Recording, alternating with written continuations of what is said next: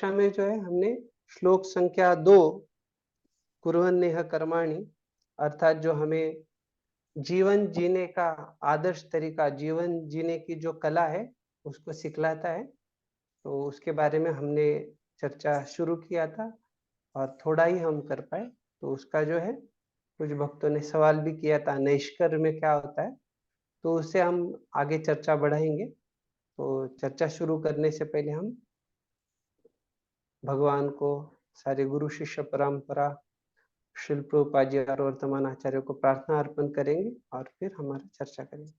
ओम अज्ञानतिमिरान्धस्य ज्ञानाञ्जनशलाकया चक्षुरुन्मीलितं येन तस्मै श्रीगुरवे नमः। श्रीचैतन्यमनोभीष्टं स्थापितं येन भूतले स्वयं रूपः कदा मह्यं ददाति स्वपदान्तिकम्।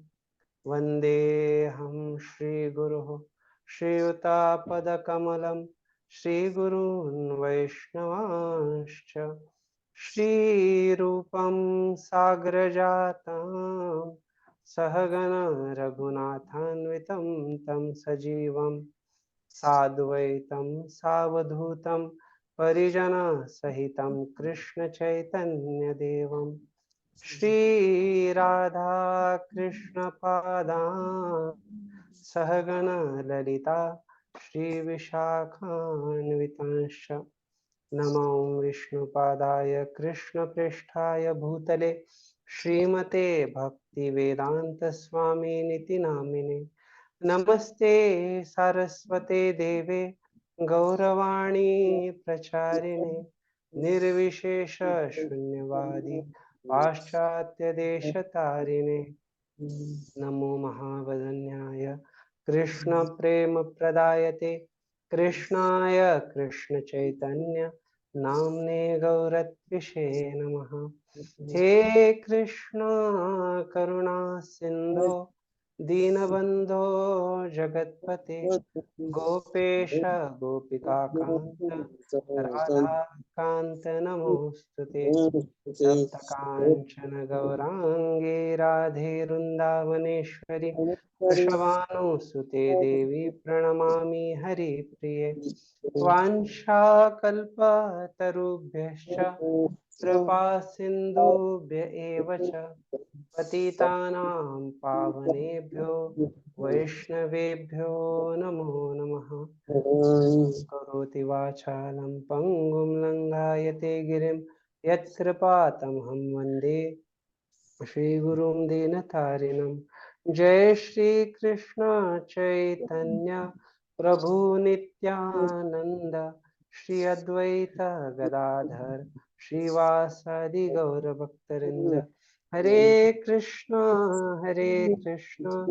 कृष्ण कृष्ण हरे हरे हरे राम राम राम हरे हरे। हरे कृष्णा। तो आप सभी का श्री उपनिषद के ये कक्षा में हार्दिक स्वागत है। अभी जो है आप स्क्रीन पे देख सकते हैं, आप सभी के लिए शेयर किया हुआ है।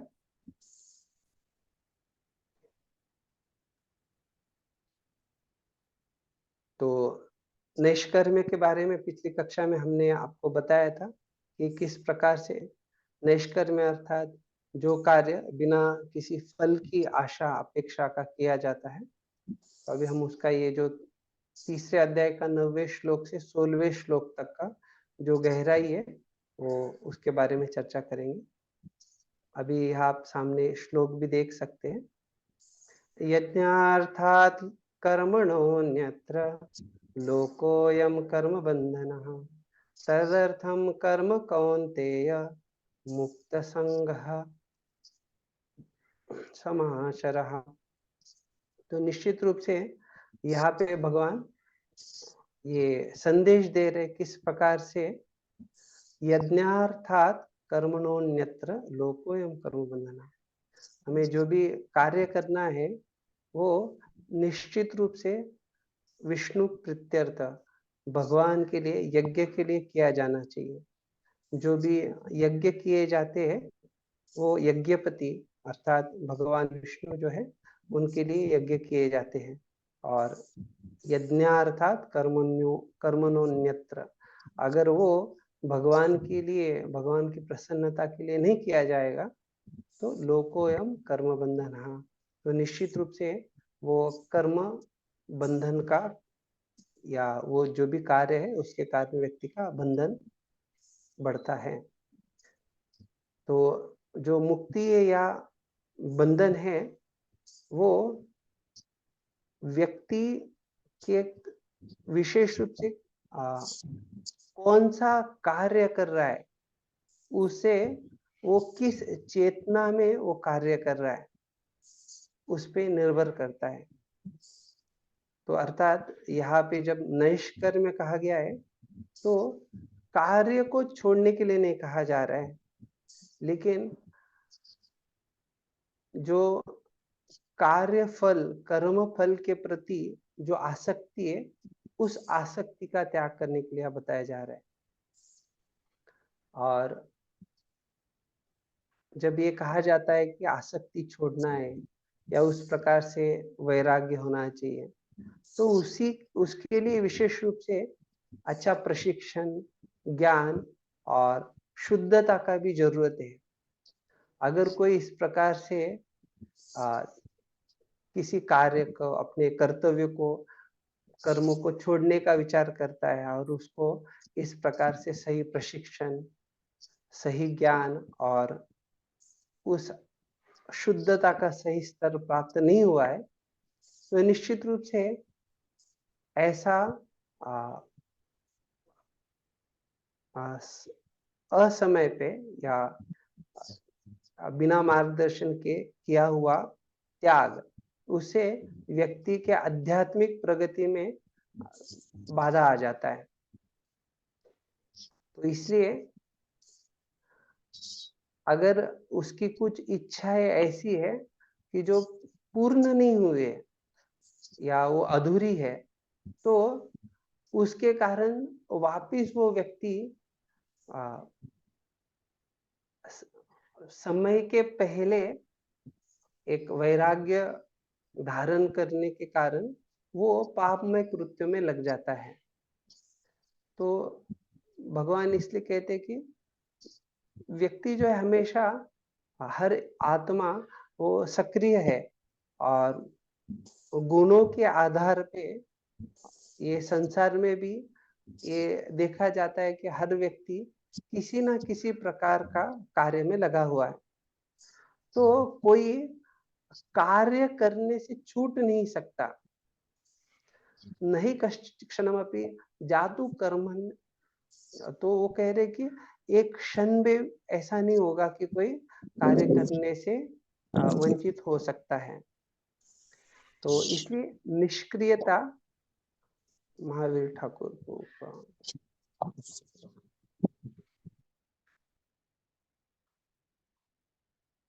तो ये अब एक पर्याय नहीं है। तो इसलिए इस प्रकार से हमें कार्य करना चाहिए जिससे कि आत्मशुद्धि हो और हमारा जो आत्म साक्षात्कार है उसके लिए वो लाभदायक रहे। तो ये दोनों जो है आत्मशुद्धि और आत्म साक्षात्कार, ये हमारे नियत कर्तव्य करने के लिए लक्ष्य होने चाहिए।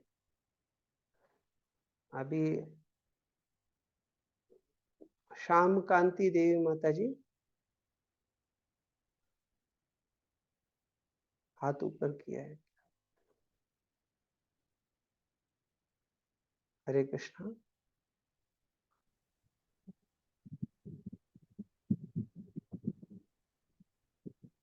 ओके, तो अभी अगली बार से कोई अगर हाथ ऊपर करता है और वो उनको अनम्यूट करने पे भी अनम्यूट नहीं होते, तो हमारा यही सुझाव है कि हम जो है आखिरी में ही ऐसे जो भी हाथ ऊपर करते हैं उनके सवाल भी देखेंगे और जो भी जिज्ञासा है वो देखेंगे। ठीक है, हमने तो उनको अनम्यूट भी किया था, जो भी श्याम कांति माता जी जो है। ठीक है, अभी वो हाथ ऊपर करके रखे। तो निश्चित रूप से हाँ, ये पात्रता से पहले इस प्रकार से हमें एक झूठे त्याग की या वैराग्य की भावना को दिखलाना नहीं चाहिए। हमें हमेशा जो है हमारी स्थिति के अनुसार हमारी स्थिति के अनुसार हमें कार्यरत होना चाहिए और जो उच्च स्तर है उसको नकल करने का प्रयास नहीं होना चाहिए। अगर बिना शुद्धिकरण के ऐसे कोई नकल करने का प्रयास करता है तो निश्चित रूप से वो खतरा है। तो व्यक्ति को हमेशा गुरु, साधु और शास्त्र इनके मार्गदर्शन में आगे बढ़ना चाहिए। तो सामान्यतः जब कहा जाता है कि व्यक्ति को जो सही स्वार्थ गति है उसके बारे में सोचना चाहिए। तो सही स्वार्थ गति क्या है?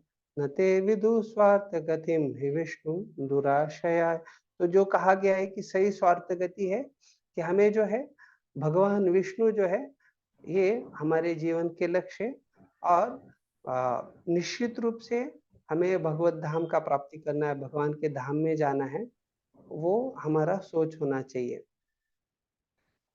तो जब वर्णाश्रम धर्म का बात आता है, अभी ये जो श्लोक है विशेष रूप से वर्णाश्रम धर्म के पालन के बारे में बतलाया जाता है और हम देखते हैं जहाँ पे भी भगवान इस प्रकार से कर्म कुशलता या एक जीवन जीने की कला के बारे में बतला रहे, तो ये संसार में ये सुविधा करके दिया गया है किस प्रकार से अलग अलग प्रकार के जो जीवात्मा है और विशेष रूप से मनुष्य है, तो उसमें उनका किस प्रकार का विभाजन रहेगा वर्ण के अनुसार, आश्रम के अनुसार, और वो कौन कौन से अपने अपने कार्यों में लगे रहेंगे और कैसे उनके गुण और कर्मों के कारण उनकी एक उनकी प्रगति के लिए वो लाभदायक रहेगा।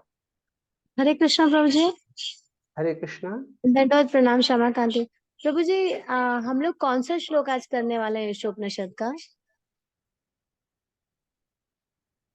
अभी हम दूसरे श्लोक पे माता जी। सेकंड श्लोक का, ओके ओके। अभी ठीक आज है, दूसरा श्लोक करके हम तीसरे पे जाएंगे, अगर दूसरा हो गया तो, नहीं तो ओके अगली प्रभु बार जी। में तीसरे से शुरुआत करेंगे। ठीक है ठीक है ठीक है, थैंक यू प्रभु जी। पिछली बार कुछ स्पष्टता नहीं था क्या, हमने जो चर्चा किए थे? एक्चुअली पिछली बार मैं हॉस्पिटल में थी तो I couldn't attend the class clearly और मैंने ओके ओके ऑनलाइन ओके नहीं सुना। ओके, कुछ समस्या नहीं। थैंक यू प्रभु जी। तो विशेष रूप से ये देखा जाता है कि जो वर्णाश्रम संस्था है उसका लक्ष्य है कि व्यक्ति धीरे धीरे अपना जो आत्मगति है या स्वार्थ है, सच्चा स्वार्थ, उसको कैसे प्राप्त कर सकता है। तो भागवतम में ऐसे कई सारे श्लोक आते हैं, वर्णाश्रम आचरोतः। तो कैसे हर एक व्यक्ति को भगवान के लिए कार्यरत होना चाहिए उसके बारे में वो स्पष्टता दिया गया है। और यहाँ पे ये पूरा श्लोक में हम उसी का चर्चा करें, और विशेष रूप से जब नैष्कर्म का बात आ रहा है, एक कोई व्यक्ति जब इस प्रकार से निष्काम कर्म में लग जाता है, इसमें एक स्पष्टता रहता है कि कर्म कांड अलग है, कर्मयोग से फिर जब वो आगे बढ़ रहा है तो यहाँ पे निष्काम कर्म में उसकी फलों के प्रति आसक्ति नहीं है, लेकिन निश्चित रूप से उसको वो कार्य करने में जो है वो आसक्ति है। तो ऐसे व्यक्ति जब धीरे धीरे उच्चतम स्तर पे जाता है तो योगा योग के जो अलग अलग स्थिति है, स्तर है, तो उसमें वो फिर आगे ज्ञान योग, फिर अष्टांग योग और फिर सबसे ऊपर जो है भक्ति योग के स्तर तक पहुंच सकता है। विशेष रूप से भक्ति योग की खासियत है कि भक्ति योग कोई किसी भी स्तर पे क्यों ना रहे, वहां से वो आगे बढ़ के एक जिस प्रकार से कोई लिफ्ट में बैठ जाता है और सर्वोत्तम जो माला है या मंजिल ऊपर तक आसानी से जा सकता है, वैसे भक्ति योग एक बड़ा विशेष भगवान का कृपा वाला लिफ्ट है जिससे कि व्यक्ति किसी भी स्तर पे है लेकिन वो उच्चतम स्थिति को प्राप्त कर सकता है। तो ऐसा हो सकता है कि कोई जो निष्काम कर्म योगी है उसकी ये सोच रहे कि मेरे जो कर्तव्य है वो मुझे कुछ भौतिक एक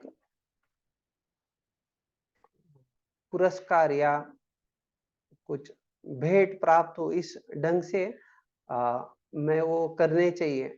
लेकिन मेरी ऐसी कुछ भौतिक इच्छा है ये संसार में नहीं है, ना कि मुझे स्वर्गलोक जाना है।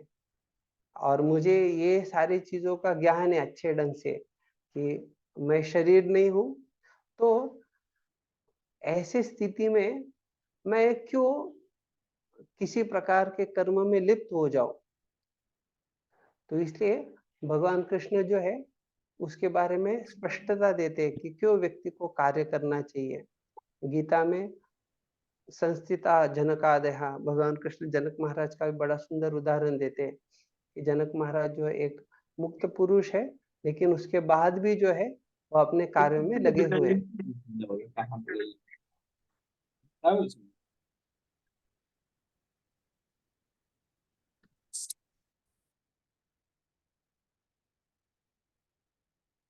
तो शास्त्र और गुरु जो है व्यक्ति के अपनी अपनी भौतिक आसक्तियों के अनुसार उनको कुछ कर्तव्य प्रदान करते हैं, और उसमें जो है उन कार्यों से व्यक्ति की शुद्धता होगी। साथ साथ उसकी जो इच्छा है उसको भी वो एक नियमित रूप से पूरा कर सकता है। केवल जो आत्म साक्षात्कारी व्यक्ति है वो ऐसे सारे कर्तव्यों से मुक्त होता है, क्योंकि उसको किसी प्रकार का कुछ इच्छाओं की पूर्ति नहीं करनी है, ना ही उसको कुछ शुद्धता की प्राप्ति करनी है। वो आत्म साक्षात्कार के स्तर पे आत्म शुद्धि के स्थिति पे स्थित है। तो इसलिए जो ये कर्तव्य को पालन करने से संसिद्धिम पुरुषम आपनोते, उसको जो है निश्चित रूप से भगवत प्राप्ति करना है उसका जो लक्ष्य है। और इसलिए अपने कार्यों को करते समय उसको किसी भी फल की आशा आकांक्षा रखते हुए उन कार्यों को करना चाहिए, और ऐसे करते हुए वो परम स्थिति को भगवत धाम जा सकता है, भगवान को भी प्राप्त कर सकता है। तो अलग अलग प्रकार से ये परम जो शब्द है उसको हम समझ सकते हैं। जो ब्रह्मवादी या मायावादी लोग होते हैं उनके दृष्टिकोण से जब हम मुक्ति का बात करते हैं, परम पद का बात करते हैं, तो वो निश्चित रूप से वो मुक्ति के बारे में सोचते हैं। लेकिन भक्तों के लिए जब परम का बात आता है तो निश्चित रूप से वो भगवान के बारे में होता है, जो पूर्ण पुरुषोत्तम भगवान है। और ऐसा देखा जाता है कई सारे जगह पे ये भगवान को परम से संबोधित किया जाता है। तो लक्ष्य क्या है उसके अनुसार वो भेद यहाँ पे दिखता है। तो निश्चित रूप से जो कार्य है उसकी सर्वोत्तम परिपूर्णता वही है जो भगवान हमसे चाहते हैं। जैसे हो सकता है कि किसी की व्यक्ति की वैयक्तिक कुछ आसक्ति हो, कोई सोच सकता है कि हाँ हम अच्छे व्यक्ति है, हम अहिंसक व्यक्ति है। जैसे देखा जाता है कि अर्जुन को भी जो है युद्ध इसलिए वो उसके लिए नकार रहा है जो कि ये सोचे कि मैं अच्छा व्यक्ति हूँ और मुझे हिंसक नहीं बनना है, तो इसलिए वो युद्ध को टालना चाह रहा है, युद्ध से परावृत्त हो रहा है। लेकिन जब भगवान की संतुष्टि के लिए भगवान की इच्छा के अनुसार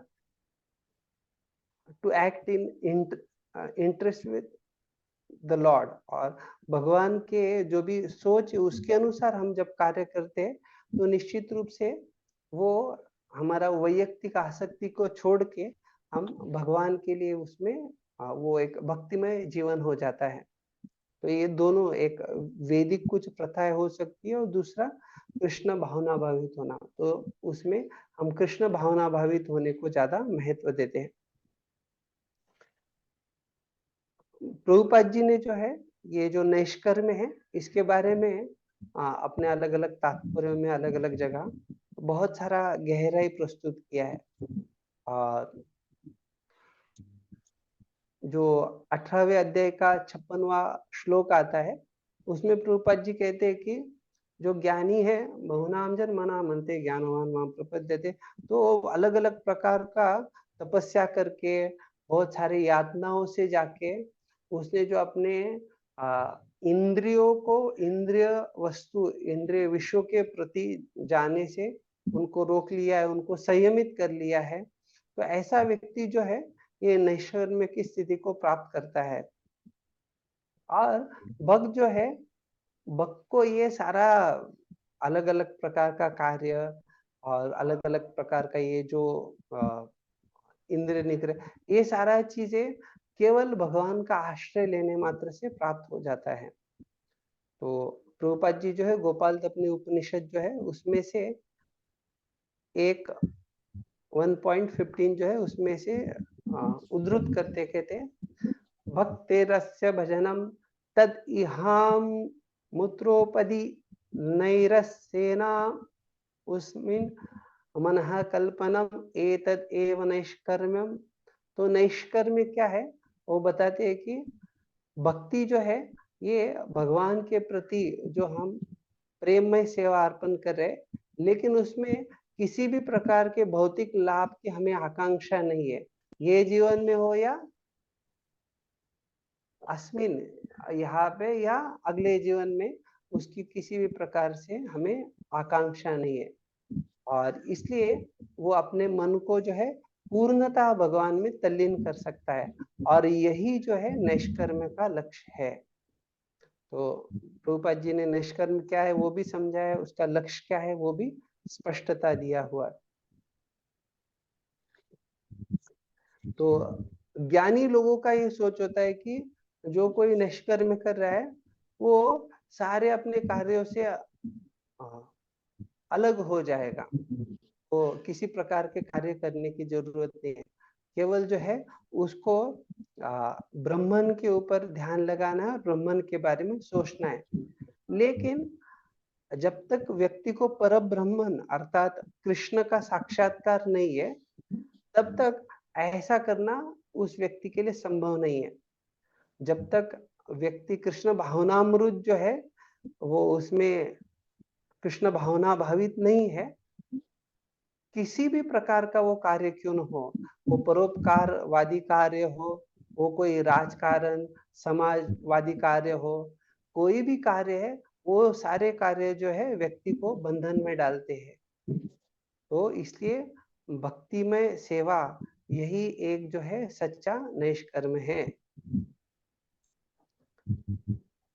श्री जीव गोस्वामी जो है इसके बारे में कहते हैं, काम्य कर्माणि एव त्यजितानि न तु नित्य नैमित्तिकानि फलस्यैव विनिंदित्वात्।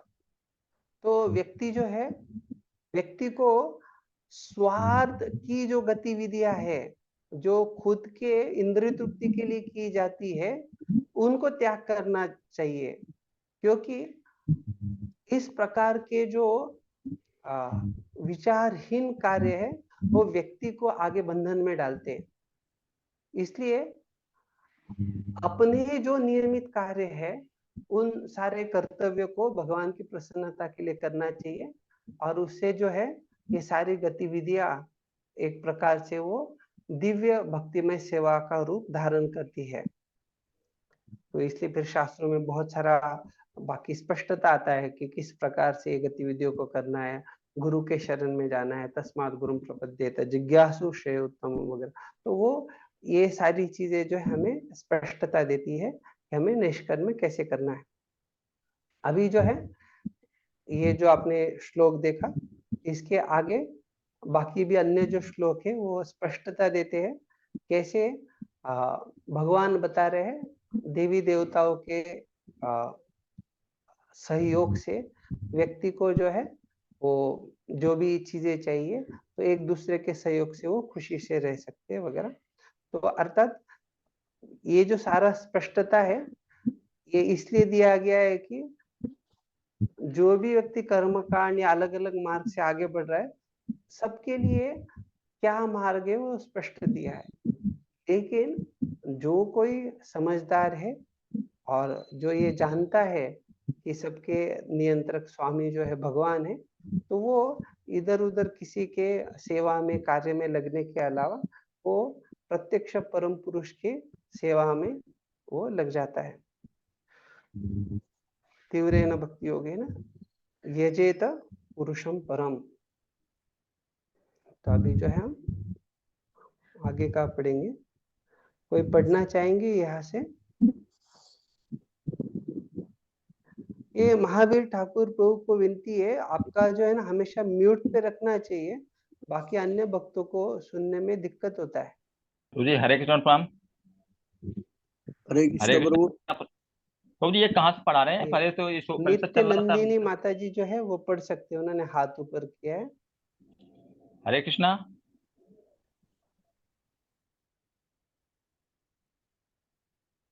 हरे कृष्णा।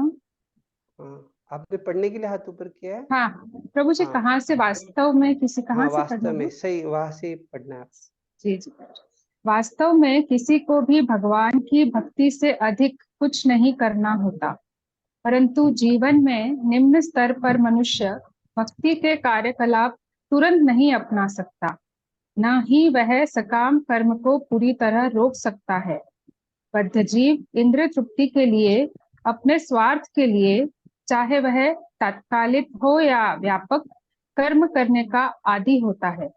सामान्य व्यक्ति अपनी निजी इंद्रिय तृप्ति के लिए कार्य करता है, और जब इंद्रिय तृप्ति का यह सिद्धांत समाज, राष्ट्र या मानवता तक विस्तारित हो जाता है, तो यह अनेक आकर्षक नाम धारण कर लेता है, यथा परोपकार, समाजवाद, साम्यवाद, राष्ट्रवाद तथा मानवतावाद इत्यादि।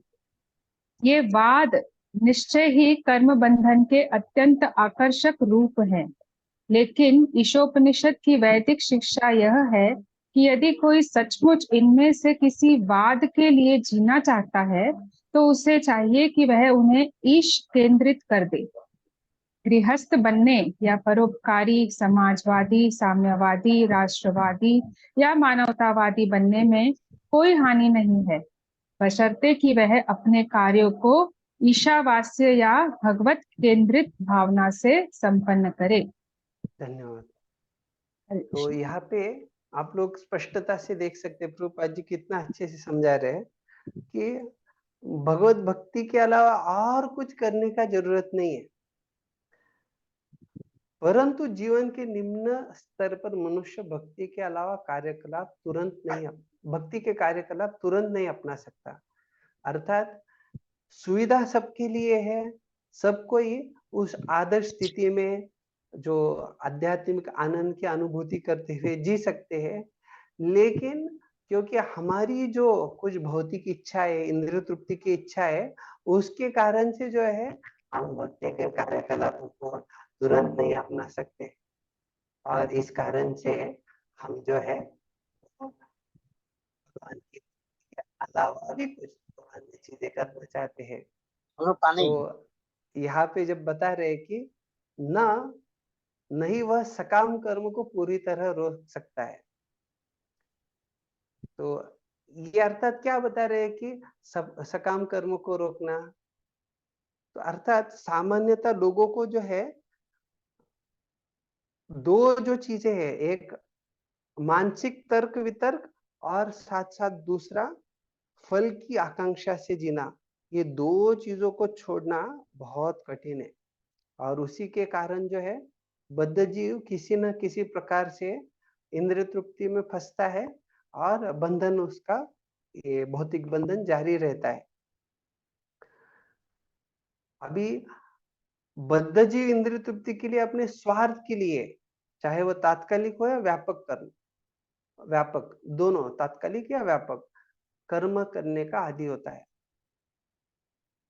अभी ये जो इंद्रिय तृप्ति कहा जा रहा है, तो उसमें एक रहता है कि तुरंत कुछ प्राप्त करना है, तुरंत कुछ भोग हो, वो खुद के शरीर के लिए हो सकता है। लेकिन कुछ ऐसे इंद्र तृप्ति के कार्य होते हैं जो खुद के शरीर के अलावा खुद के शरीर से जुड़े हुए हैं।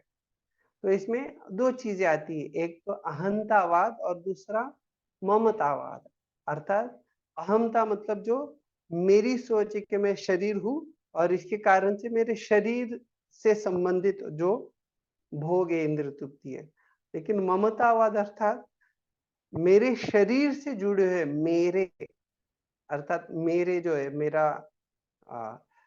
मेरा मकान, मेरा पशु, कोई कुत्ता बिल्ली, मेरे रिश्तेदार, इस प्रकार से जो ममता है, तो किसी ना किसी प्रकार से वहां पे ये बद्ध जीव जो है इंद्र तृप्ति का अपना इच्छा करता है और उसमें वो किसी ना किसी प्रकार से कुछ तो प्राप्ति करना है, उसको भोग करना है। तो इसलिए प्रभुपाद जी कह रहे कि सामान्य व्यक्ति अपनी निजी इंद्र तृप्ति के लिए कार्य करता है, और जब इंद्र तृप्ति का यह सिद्धांत और फिर वो इंद्र तृप्ति क्या है, अलग अलग स्तर पे आ जाता है, समाज, राष्ट्र या मानवता तक विस्तारित हो जाता है। तो विस्तारित होना अर्थात क्या, पहले वो इतना संकुचित सोच वाला था, जैसे कोई छोटा बच्चा जन्म लेता है तो वो अपने माँ के अलावा बाकी किसी को जानता नहीं। धीरे धीरे फिर उसको समझता है कि ये मेरे पिताजी है, फिर और अन्य जो अपने परिवार के निजी लोग हैं उनको पहचानता है। लेकिन बाकी अन्य लोग जो है उनसे वो अपना नहीं समझता है। फिर जैसे थोड़ा बड़ा होता है फिर उसको बाकी भी अन्य लोग समझते हैं कि हाँ, ये हमारे भाई के आ, दोस्त है, ये हमारे पिताजी के सगे संबंधी है। तो फिर वहां पे उसका सोच होता है कि ये भी अपने है। फिर उसकी सोच और बढ़ के हो सकता है कि ये हमारे जाति वाले हैं, ये हमारे समाज के लोग हैं, ये हमारे गांव के, हमारे शहर के। इस प्रकार से व्यक्ति जो है वो अपनी सोच को धीरे धीरे बढ़ाता है या बढ़ सकता है, अगर वो चाहे, इच्छा करे कि उसकी सोच को व्यापक बनाना है। तो इस प्रकार से वो सोच जैसे व्यापक बनता है तो यहाँ पे अलग अलग जो वाद है उसका चर्चा हो रहा है। तो अलग अलग वाद अर्थात क्या, कि जिस प्रकार की सोच आगे बढ़ रही है उस प्रकार का वो वाद है। तो मानवतावाद अर्थात कुछ लोग ऐसे हैं कि जो केवल मनुष्यों का सेवा करना चाहते हैं। तो ऐसे अलग अलग वाद हो सकते हैं और उसके लिए पेटा अलग अलग संस्थाएं और अलग लोग उसमें कार्यरत हो सकते हैं।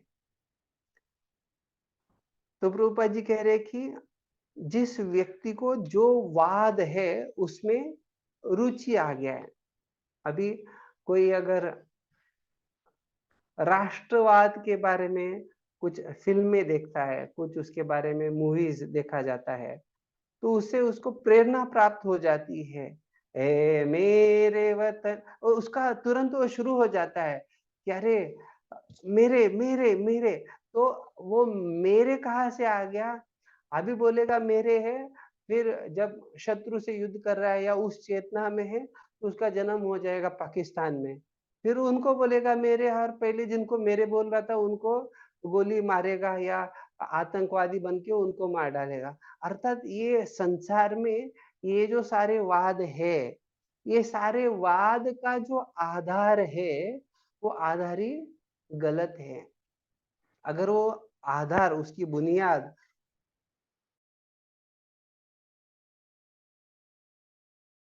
हम कह सकते थे कि नहीं ये वाद अच्छा है, लेकिन किसी भी प्रकार का वाद किसी भी स्तर पे कितना भी वो परोपकार या उसमें कुछ आ जाए, लेकिन जब तक उसमें ईशावास्य या भगवत केंद्रित भावना ना हो तब तक वो वाद जो है वो केवल एक प्रकार से वाद विवाद के लिए ही वो वाद है, उसमें किसी प्रकार का लाभ नहीं है। तो इसलिए अच्छा है कि प्रभुपाद जी ये जो समझा रहे हैं, बशर्ते कि वह अपने कार्यों को ईशावास्य अर्थात आपको राष्ट्रवाद प्यारा लग गया, कुछ भी समस्या नहीं, केवल महत्वपूर्ण क्या है उसमें आप भगवत भावना भावित, भगवत केंद्रित उस बात को कीजिए, तो उससे सब कुछ अच्छा हो जाएगा। तो प्रभुपाद जी बड़ा अच्छे से इसको समझा रहे हैं, क्योंकि सामान्यतः बल्कि हमें भी भक्ति का जीवन यापन करना है, भक्तिमय जीवन होना चाहिए। सब कुछ हम एक आदर्श संस्कृति, आदर्श सभ्यता, आदर्श सदाचार विचारों के आधार पे हम वो जीवन यापन करेंगे, लेकिन उसके लिए अनुकूल स्थिति भी होनी चाहिए। तो अनुकूल स्थिति प्राप्त होने के लिए फिर हम कहीं ना कहीं सोचते हैं कि हाँ, ये करना है, चाहिए।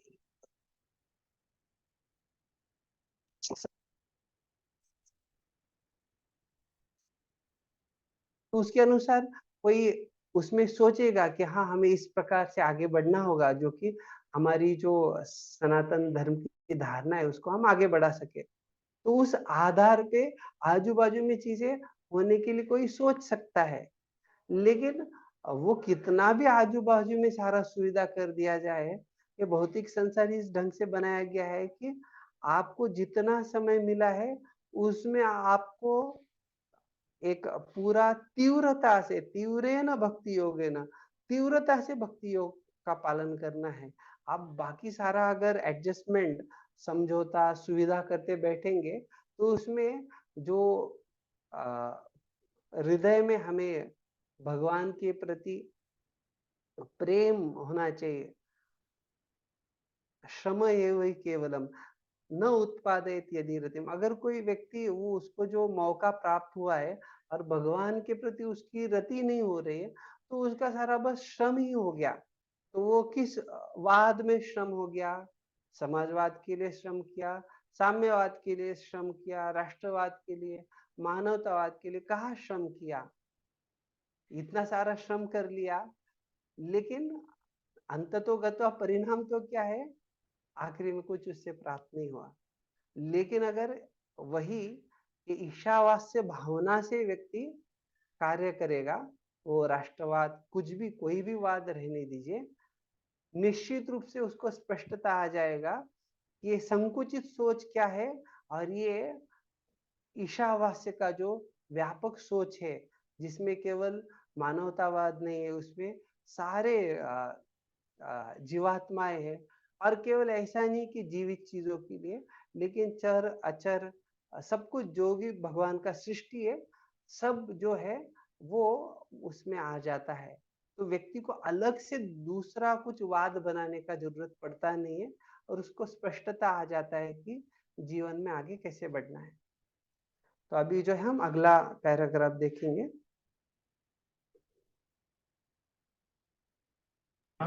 अशोक निताय प्रभु जी मैं पढ़ूं?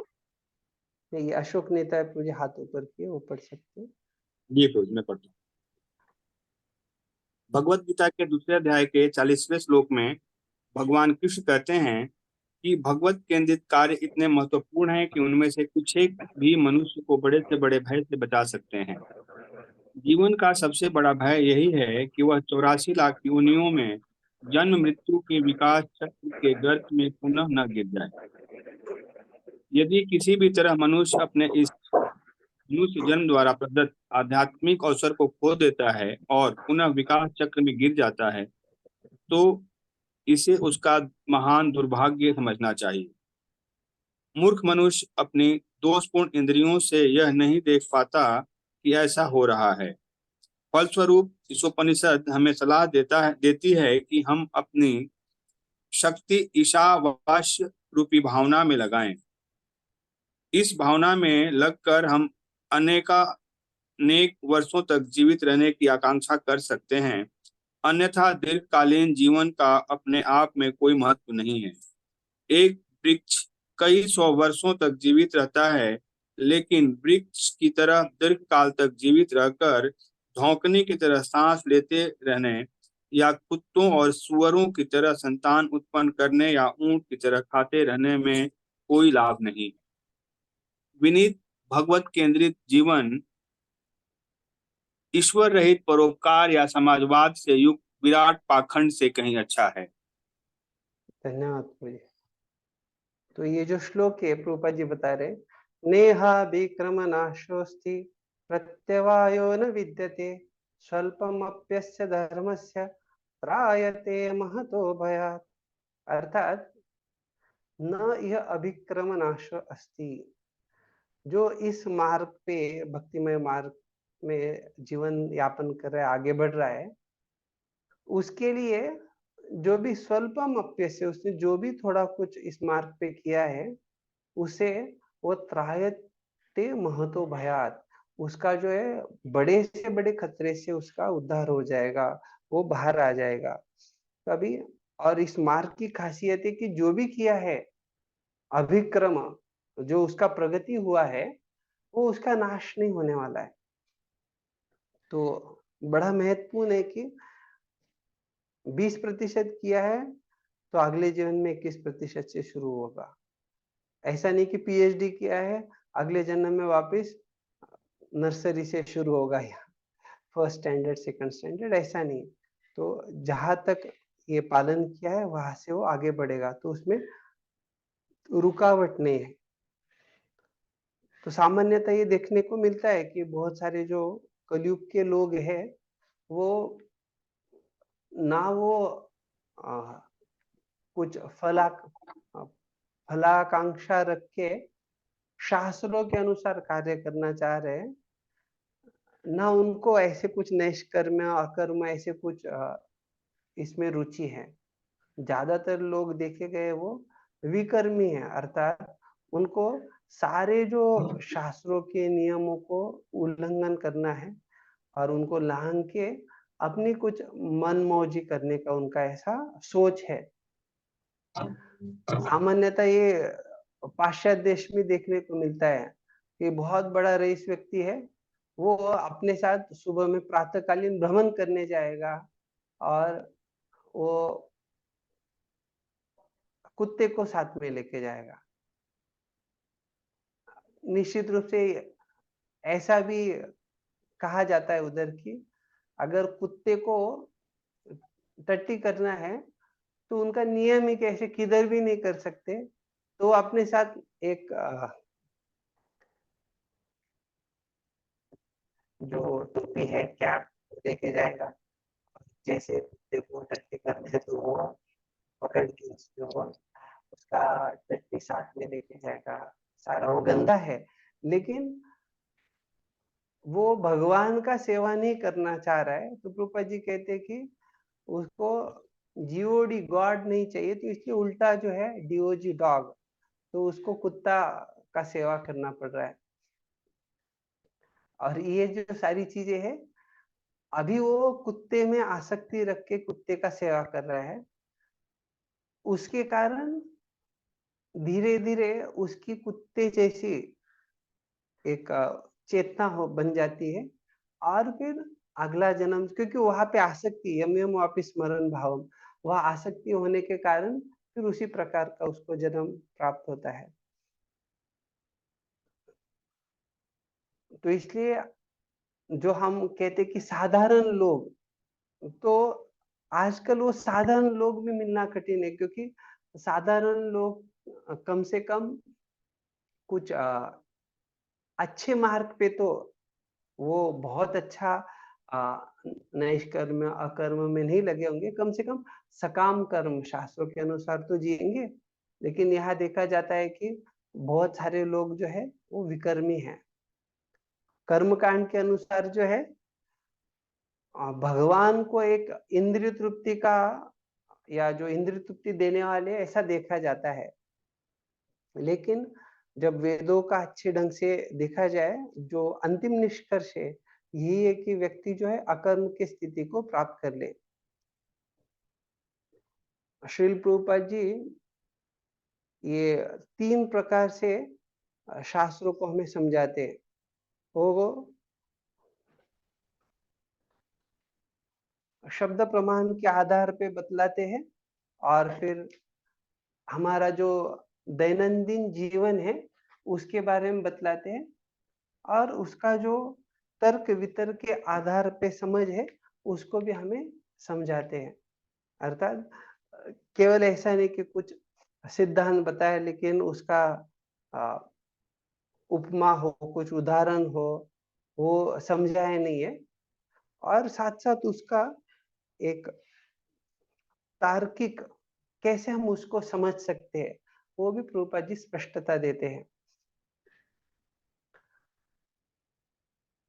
हमें कृष्ण को जो है पूर्ण रूप से अगर तुरंत स्वीकार नहीं कर पा रहे, जैसे भगवान बोलेंगे कि आप जो है सर्वधर्मान परित्यज्य माम एकम शरणं, तो हो सकता है कि तुरंत वो हमारा स्थिति नहीं है, तुरंत हम उसके लिए तैयार नहीं है। अगर वैसा संभावना नहीं है तो कम से कम ये जो पूरा अलग अलग गहराई में हम पढ़ रहे हैं, समझने का प्रयास कर रहे हैं, प्रभुपाद जी कहीं ना कहीं ये दिखा रहे हैं कि अगर आप सब कुछ भगवान के लिए नहीं कर पा रहे तो कम से कम जो कर रहे हो उसमें तो भगवान को जोड़ दीजिए।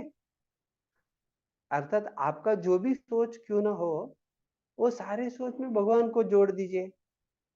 जैसे कभी कभी ये बोला जाता है कि कोई व्यक्ति जो है वो एक नोकीला सुई रहता है, उसके समान प्रवेश करता है, लेकिन बाद में हाथी जैसा हो जाता है, मतलब वो बहुत बड़ा बन जाता है बाद में। तो उसी प्रकार से जो है हम भगवान को थोड़ा स्थान देंगे तो निश्चित रूप से उनका जो सही स्थान है वो अपने आप वहां पे आ जाएगा। क्यों आ जाएगा? क्योंकि वो सब कुछ उनके ही अधीनस्थ है, उनके लिए ही कार्य होना चाहिए, लेकिन हम तुरंत उसके लिए तैयार नहीं है। तो इसलिए प्रभुपाद जी समझा रहे हैं कि आप कम से कम जितना हो सके उतना भगवान को आपके जीवन में लाइए। प्रभुपाद जी एक ऐसे आचार्य है कि वो प्रत्यक्ष रूप से ऐसे उदाहरण प्रस्तुत किए हैं कि जो हो सकता है कि पहले आचार्य ने ऐसा स्पष्टीकरण कभी न दिया हो। जैसे रसोहम कौन्तेय, तो अभी जब प्रभुपाद जी बता रहे तो उसमें ये उदाहरण बताते हैं कि भगवान जो है, अभी जब हिप्पियों को बता रहे तो बोले कि जो शराब है उसका स्वाद भी कृष्ण है।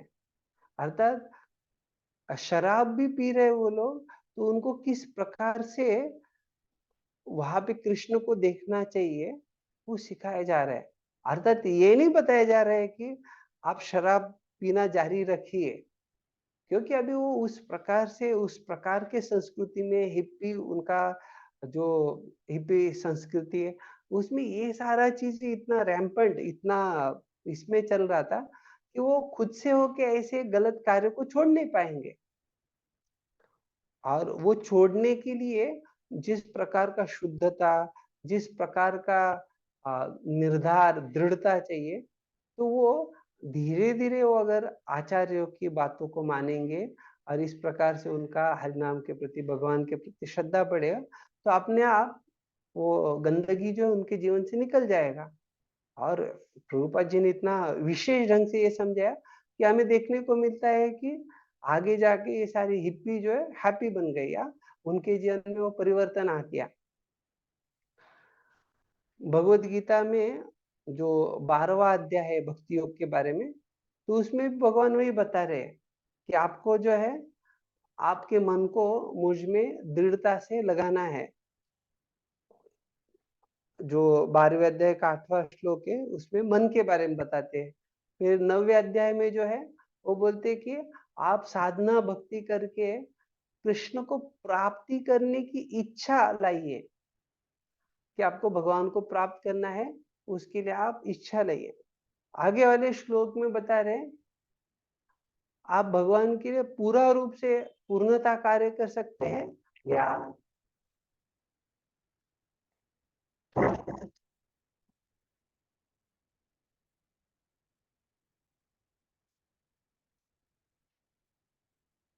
गुरु जी आपकी आवाज नहीं आ रही है। हरे कृष्ण कृष्ण कृष्ण हरे हरे, हरे राम सही राम है। राम राम। और फिर 11वां जो श्लोक है उसमें प्रभुपाद जी समझा रहे किस प्रकार से हमारे जो कार्य के कुछ फल है उसको अगर आप मन को नहीं लगा सकते, साधना भक्ति में नहीं, उससे भगवान के लिए इच्छा नहीं कर सकते हैं, आप जो है भगवान के लिए पूर्णता या थोड़ा बहुत जो है आपका समर्पण वैसे भी नहीं हो सकता है, भगवान के लिए कार्य नहीं कर पा रहे, तो कम से कम कुछ आप जो बाकी अन्य जैसे रहता है, हमने यहाँ अलग अलग वादों का चर्चा किया, तो दूसरे अच्छे कार्य के लिए जो है आपने जो कुछ भी फल प्राप्त किया उसको लगा दीजिए, और उससे क्या होगा, व्यक्ति का एक वैराग्य या उसको विरक्ति प्राप्त होगा। तो भगवान हम देख सकते कि कैसे शुरुआत तो किया कि आप पूरा लग जाइए, और जो ये नहीं कर सकता ये कीजिए ये कीजिए, इस प्रकार से जहां पे भी ये कहीं ना कहीं उस व्यक्ति को एक भगवत भावना भावित जीवन या एक अच्छे मार्ग पे, अध्यात्म के मार्ग पे आगे बढ़ने के लिए बड़ा अच्छा प्रेरणा दिया जा रहा है। तो अच्छा कार्य जब कहा जाता है तो उसमें अलग अलग प्रकार का दान, अलग अलग प्रकार का सामाजिक सेवा, तो ये दया का भाव, करुणा का भाव एक स्वाभाविक स्थिति है जो अपनी चेतना में उन्नत लोग होते हैं।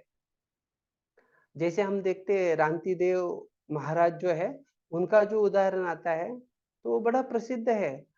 उसके बारे में देवी देवता भी उनके पास जाते हैं उनकी कसौटी लेने के लिए। शिवी महाराज जो है उनका भी इसी प्रकार का उदाहरण है, जहाँ पे हम देखते हैं कि इंद्र भी खुद वहां जाते हैं उनकी कसौटी लेने। तो ऐसे बहुत सारे अलग अलग जो उदाहरण हमें देखने को मिल रहे हैं, ये दिखला रहे कि वो जो उन्नत चेतना वाला व्यक्ति है, वो व्यक्ति ही कैसे किस प्रकार के कार्य जो है उनको कभी छोड़ना चाहिए, छोड़ना नहीं चाहिए, उसके बारे में वो बताते हैं। तो अभी जो है हम अगला पैराग्राफ पढ़ के फिर आगे का चर्चा करेंगे। बल्कि इसमें ये जो है प्रभुपाद जी जो समझा रहे सांस लेने का कुत्ते और सूअरों का, उसका भी हम ये पैराग्राफ के बाद चर्चा करेंगे, क्योंकि फिर वो उसके बाद हम सवाल जवाब भी देखेंगे। तो अभी जो है अचिंत्य जाह्नवी माता जी जो है पढ़ सकते हैं।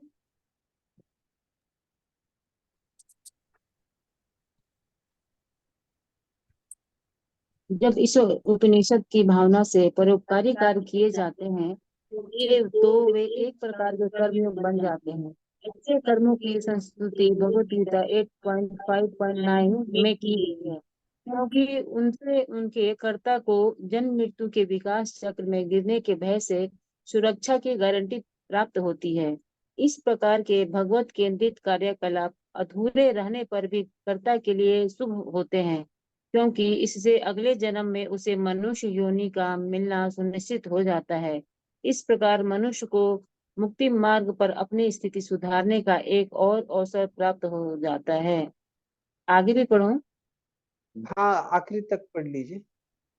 मनुष्य इस केंद्रित कार्य किस प्रकार कर सकता है, इसका विवरण शिलरूप गोस्वामी कृत भक्ति रसामृत सिंधु में विस्तृत रूप से किया गया है।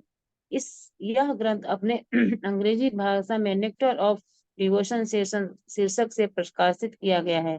श्री इस उपनिषद की भावना के अनुसार कार्य करने से इच्छुक सबों को हम इस अमूल्य ग्रंथ का लाभ उठाने का परामर्श देते हैं। धन्यवाद माता। तो यहाँ पे हम देख सकते हैं कि जब यहाँ कह रहे कि कुछ अच्छा कार्य, तो ये अच्छा कार्य क्या है, तो हम गीता का ये जो प्रभुपाद जी कोटेशन दे रहे उसको देखेंगे। ये है यज्ञदान तप कर्म न त्याज्यम कार्यम एव तत् यज्ञोदानं तपश्चैव पावनानि मनीषिणाम। तो जो यज्ञ दान तप ये जो कार्य है, इनको कभी न त्याज्यम, कभी छोड़ना नहीं, उनको हमेशा करना है। उससे क्या होगा, मनीषिणाम अर्थात जो महान आत्माएं हैं उनको भी यज्ञ दान तपश्चैव पावनानि, ये कार्य करने से ये महान आत्माओं को भी शुद्धि प्राप्त होगी, वो पावन हो जाएंगे, शुद्ध हो जाएंगे। तो इसका यह स्पष्टीकरण दे रहे हैं। तो किस प्रकार से कोई व्यक्ति कह सकता है कि ये अच्छे जो कार्य है वो कैसे किसी को आध्यात्मिक मार्ग में प्रेरणा दे सकते हैं, कैसे ये कार्य करने से जो है कोई व्यक्ति भगवान की तरफ आगे बढ़ सकता है, क्योंकि उसका भगवान में प्रत्यक्ष डायरेक्टली वो भगवान की तरफ नहीं बढ़ रहा है, उसको भगवान में मन नहीं लग रहा है।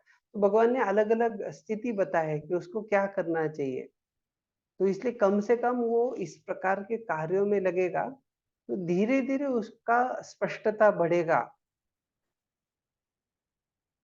सामान्यतः कोई राजा जो है उसका ये जिम्मेदारी कि वो उसके जो प्रजाजन है उसका ख्याल करे। तो वैदिक संस्कृति जो है ये समाज सेवा के खिलाफ नहीं है, बल्कि वैदिक संस्कृति में राजा लोग जो है अपने प्रजा का एक पुत्रवत, कोई जैसा किसी का बेटा है, अपना पुत्र है, उसी के समान उनका ख्याल रखते थे। भक्ति सिद्धांत सरस्वती ठाकुर जो है श्री प्रभुपाद जी के गुरु महाराज, तो हमेशा ये कहते हैं कि व्यक्ति है वो कुछ खाना नहीं दे रहे, पैसा नहीं दे रहे, तो उनको अच्छे से वो डांट लगाते थे। क्यों? क्योंकि ये उनका जिम्मेदारी है। गृहस्थ जो है उनको इस प्रकार से समाज के जो अलग अलग घटक है उनका सेवा करना चाहिए। बहुत बार ये हो जाता है कि लोग ये सोचते हैं कि नहीं हमें भगवान के लिए देंगे, और जब भगवान के लिए देना होता है तो वो भी वो दे नहीं पाते। क्यों? क्योंकि उस समय कुछ तो लगता है कि दूसरा और कुछ महत्वपूर्ण है, भगवान के लिए तो क्या बाद में भी दे सकते हैं। तो सामान्यतः जो है भगवान की सेवा के लिए जो पैसा रहता है वो अलग अलग लोगों का सोच रहता है कि ये भगवान की सेवा के लिए सारी चीजों का जरूरत नहीं है, बल्कि इसको समाज सेवा में, कहीं पे कुछ लोग बाढ़ आ गया है, कहीं पे धरनीकंप हो गया है, तो ऐसे जहाँ पे ये सारे जरूरतें वहां पे लगाना चाहिए। तो इसलिए भक्ति सिद्धांत सरस्वती ठाकुर जो है वो बड़े कड़े थे, और वो कहते थे कि कोई अगर आध्यात्मिक संस्था है तो उनको ऐसे जो सामाजिक कार्य है उनमें इसलिए नहीं लगना चाहिए क्योंकि लोगों का इस प्रकार का सोच रहता है कि आध्यात्मिक संस्था अर्थात क्या, उन्होंने शारीरिक स्तर के सारे कार्यों का ख्याल रखना चाहिए। लेकिन आध्यात्मिक संस्था का वो कार्य नहीं, वो जो राजा है, राजा का कार्य है कि वो प्रजा की ये जो जरूरतें उनकी तरफ देखे। निश्चित रूप से इस प्रकार का सामाजिक कार्य जो है उसमें एक सात्विकता है, वो बहुत ज्यादा मात्रा में हो कम हो, लेकिन सात्विकता है वो।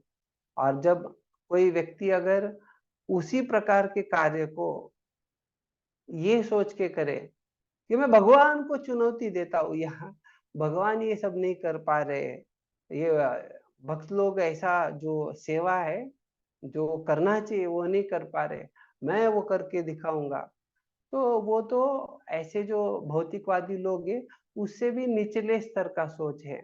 क्योंकि कोई अगर ये अच्छे कार्यों को करेगा तो धीरे धीरे उसकी जो है ये आध्यात्मिक जीवन में रुचि बढ़ सकती है। क्यों? क्योंकि वो अच्छे कार्य को देख के कोई जो साधु संत है उनके ऊपर कैसे ना कैसे साधु संतों का उसके हाथ से कभी सेवा हो गया तो उसको कृपाशीर्वाद प्राप्त करके वो आगे बढ़ सकता है।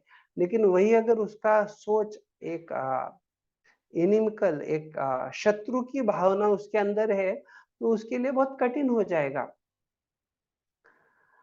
जितना व्यक्ति एक अंदर ईर्ष्या का भाव और प्रमाद या मदोन्मत्त हो जाता है या गर्विष्ठ हो जाता है, तो ऐसा व्यक्ति जो है ये भगवान की कृपा प्राप्त करने के लिए पात्र नहीं रहता।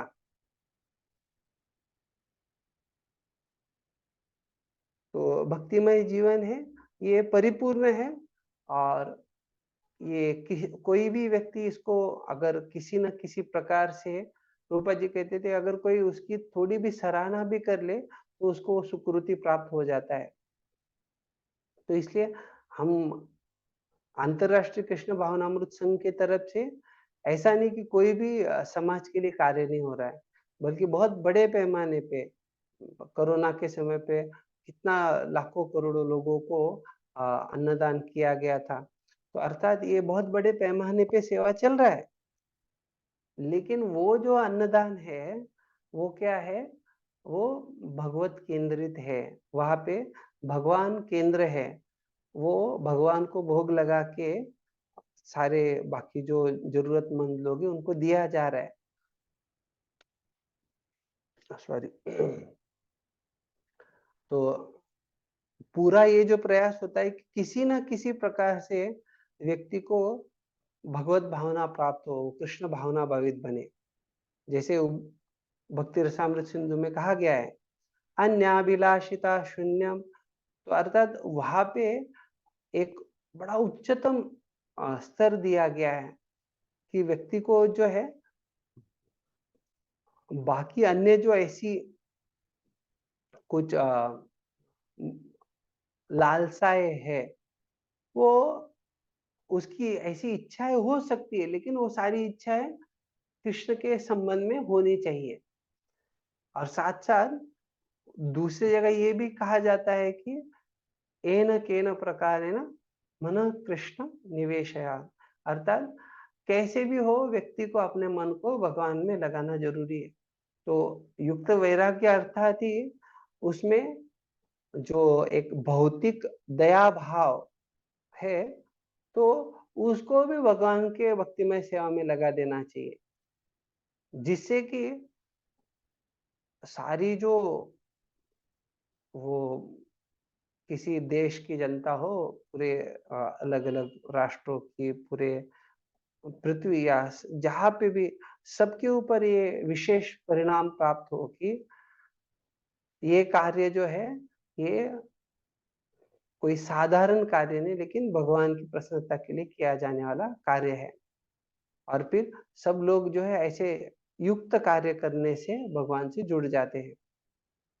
नहीं तो अगर कृष्ण भावनामृत नहीं है तो वो सारा जो है केवल एक शून्य है या व्यर्थ कार्य है। तो इसलिए सारे जो अलग अलग वाद होते हैं उसमें हमें भगवान को निश्चित रूप से जोड़ना चाहिए। प्रभुपाद जी जब कह रहे कि एक विनीत भगवत भावना भावित जीवन जो है वो बहुत ज्यादा महत्वपूर्ण है, बाकी अन्य जो वाद है उसमें कोई अगर अपने आप को समर्पित भी कर दिया है, उसे विनीत कृष्ण भावना भावित जीवन, तो किस प्रकार से हम समझ सकते हैं कि ये विनीत कृष्ण भावना भावित जीवन जो है ज्यादा महत्वपूर्ण है?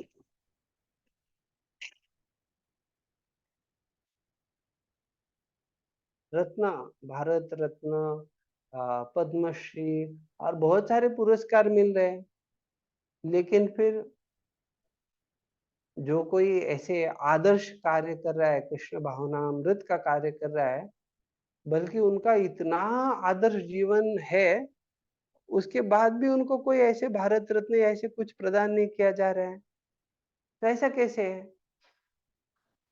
तो हमें ये स्पष्टता होना चाहिए कि कोई राष्ट्रवाद के आधार पे कोई पुरस्कार है, उसका तुलना और किसी को भगवत कृपा प्राप्त हो, वो उसका कहीं तुलना नहीं किया जा सकता, वो एक स्तर पे नहीं देखा जा सकता है। जो राष्ट्रवाद से कुछ या अलग अलग वादों से कुछ प्राप्ति है, वो तो बहुत निचले स्तर पे, क्योंकि वो सारा भौतिक स्तर पे ही है। लेकिन जो भगवान की प्रसन्नता के लिए किया जा रहा है, वो तुरंत एक उसमें आध्यात्मिकीकरण हो रहा है, वो आध्यात्मिक स्तर पे चला जाता है। तो भक्ति सिद्धांत स्वरूप ठाकुर कहते थे, अगर कोई पुजारी मंदिर में घंटा बजा रहा है, तो कोई दूसरा समाज कार्य या परोपकार करने वाला व्यक्ति है, उसके कई 100 या सैकड़ों जो अस्पताल है वो खोलने से उसका ये जो सेवा है ज्यादा महत्वपूर्ण है। तो अर्थात भक्तिमय जीवन का ये जो परिपूर्णता है ये बहुत विशेष है। तो इसलिए बाकी अन्य सारी चीजें को करने से, उसको प्राधान्य देने से भक्तिमय कार्यों को प्राधान्य देना चाहिए। जैसे हमने वो वहां पे देख रहे थे कि रूपा जी कह रहे हैं कुछ कुछ लोग लंबा जीवन जी सकते हैं, जैसे पेड़ होते हैं वो भी लंबा जीवन जीते हैं। तो या उसमें रूपा जी कह रहे कि वृक्ष की तरह दीर्घ काल तक जीवित रहकर धोखने की तरह सांस लेते रहने या कुत्तों और सूरों की तरह संतान उत्पन्न करने या ऊंट की तरह खाते रहने में कोई लाभ नहीं है। विनीत भगवत केंद्रित जीवन ईश्वर रहित परोपकार या समाजवाद से युक्त विराट पाखंड से कहीं अच्छा है। तो भागवतम में भी एक श्लोक में कहा गया है, तरवहा किम न जीवंती भस्रा किम न शशंत्युत न खादंती न मेहंती किम ग्रामे पशवो परे। अर्थात तरह किम न जीवंती, क्या पेड़ जो है वो जीते नहीं है, या जो सोनार होता है उसके भाते या जिससे वो काम किया जाता है, क्या वो श्वास नहीं लेते? उसको जो काम किया जाता है उसमें भी हवा अंदर बाहर करता है। तो हमारे आजू बाजू में हम इतने सारे पशु देखते हैं, क्या वो खाते नहीं? क्या वो मेहनती, क्या वो मैथुन जीवन नहीं करते? तो निश्चित रूप से ये पशु जो है वो खाते हैं, मैथुन जीवन में लगे हुए। तो मनुष्य जीवन जो है ये सारों से कुछ बेहतर नहीं है क्या? क्या हम भी उसी प्रकार के कार्यों में लगे?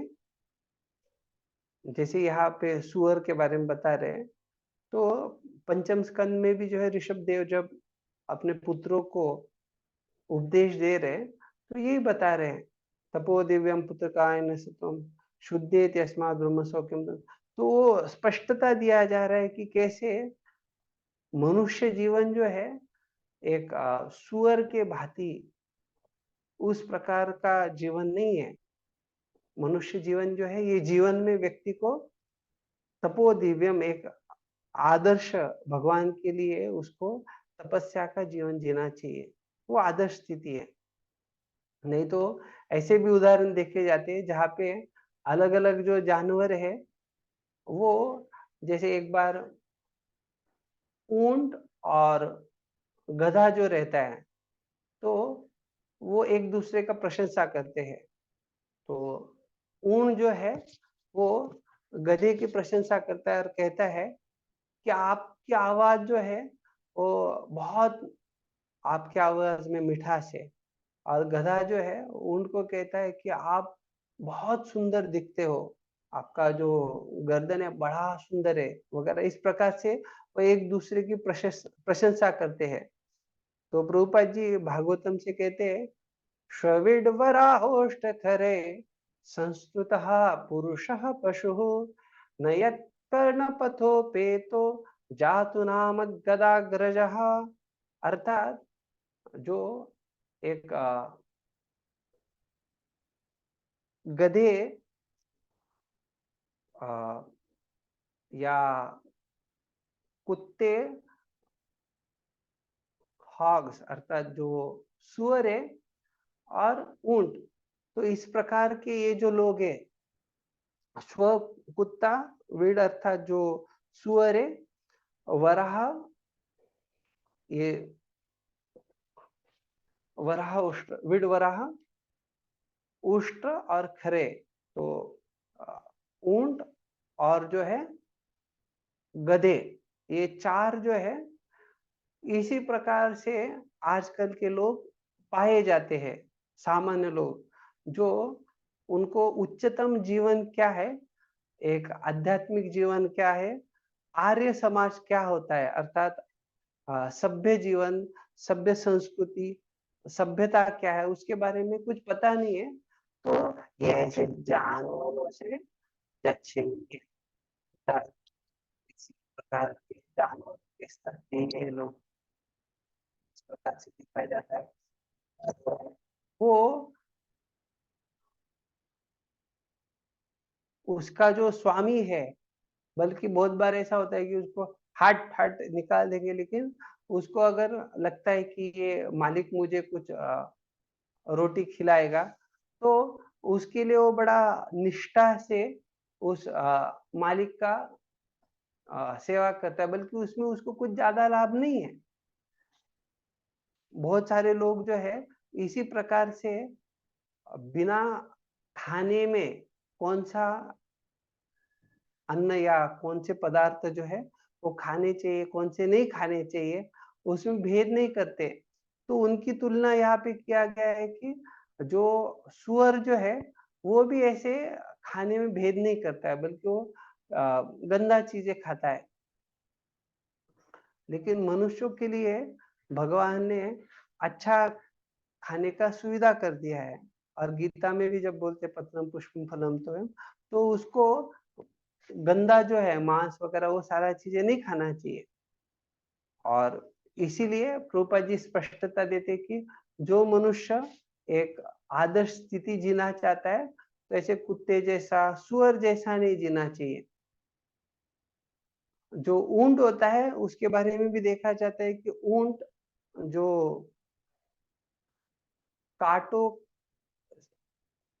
जो खाता है उसमें बहुत सारे कांटे रहते हैं, और उसके कारण उसका जो जीभा है वो फट जाता है और उससे खून आता है, और उसको लगता है कि अरे ये कितना बढ़िया स्वादिष्ट है।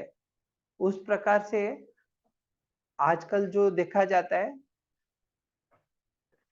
लोग अपना ही जो कुछ अच्छा एक मनुष्य जीवन का स्थिति है, मनुष्य जीवन प्राप्त हुआ है, उसको भौतिक इंद्रिय तृप्ति के लिए खो बैठ रहे हैं। और उनको समझ में नहीं आ रहा है कि कैसे वो अपना जो बहुमूल्य चीज है उसको खो रहे। साथ साथ जो गधा भी होता है वो एक बहुत सारी जगह बोला जाता है, अरे गधे जैसा नहीं करना है, या ऐसे कहते हैं। तो गधे को एक बड़ा मूर्ख के रूप में देखा जाता है जानवरों में भी, बल्कि वो बहुत ज्यादा कष्ट करेगा। और वो हम उदाहरण देके कैसे उसको एक गाजर लटका देते और उसको लगता है अभी मुझे गाजर प्राप्त होगा, वो आगे आगे जाता रहता है। और वो जो उसके ऊपर लादा जाता है वो बहुत बड़े मात्रा में बहुत भारी होता है, लेकिन वो गधा जो है वो कुछ इंद्रिय तृप्ति की आशा से, बल्कि उसको जितना कुछ लाभ होना चाहिए वो नहीं मिलता है, लेकिन फिर भी वो उसमें लगा रहता है। तो आजकल के जो नेता लोग हैं वो भी क्या कर रहे हैं, उनको सामान्य जनता जो है उनको किसी प्रकार का आध्यात्मिक ज्ञान प्रदान नहीं करना है। और वो सामान्य जनता जो है इसी प्रकार से, वो कुत्ता हो, सुअर हो, ऊंट हो या गधा हो, उसी प्रकार से उस जीवन शैली में या उस प्रकार के जीवन में वो लगे हुए। और उसके कारण से ये नेता लोग जो है उनको अंधेरे में रखना चाहते हैं, जो कि उसके कारण जो है बहुत सारे ऐसे कुत्ते और सुअर की सोच वाले लोग उनके अंधे अनुयायी बने रहे। और वो जैसे बताया कि एक ऊंट जो है वो गधे की प्रशंसा करता है और गधा ऊंट का प्रशंसा कर रहा है। तो उसी प्रकार से ये लोगों को बड़ा अच्छा लगता है कि कोई उनका चापलूसी करे। तो निनिक जाना था।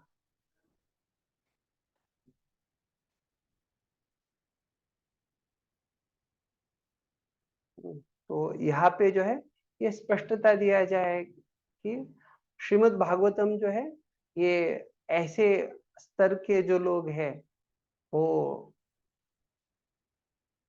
उनको एक अच्छा स्तर प्राप्त होने के लिए और अच्छे नेतृत्व प्राप्त होने के लिए इस ईशावास्य तत्व जो है उनको जीवन में अपनाने का प्रेरणा दे रहा है।